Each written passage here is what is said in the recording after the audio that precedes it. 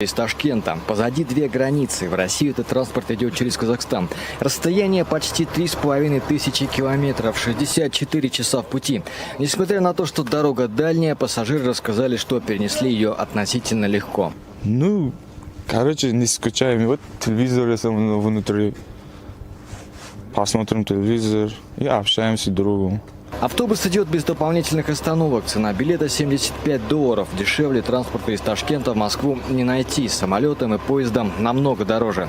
Водителей трое, сменяют друг друга каждые 4 часа. Говорят, вести эту машину одно удовольствие. Автобус 2019 года, новый. Абсолютно очень удобный. Кондиционер имеется, холодильник имеется, кулер, холодная горячая вода.